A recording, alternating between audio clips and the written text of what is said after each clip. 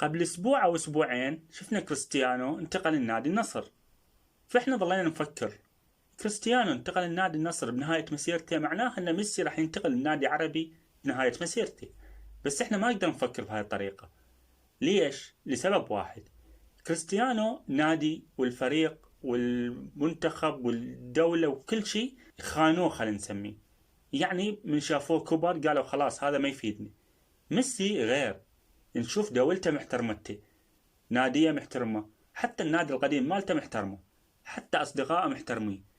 يعني من شفنا احنا من فازوا كأس العالم كأنما فازوا من أجل ميسي، بينما كريستيانو لا، خلوه بدكة الاحتياط. فأكو فرق بين أن شخص يتعامل بطريقة سلبية فيغادر المكان، وشخص يتعامل بطريقة إيجابية. فانتقال ميسي لنادي عربي مستحيل، إلا إذا قدر الله ما شاء فعل.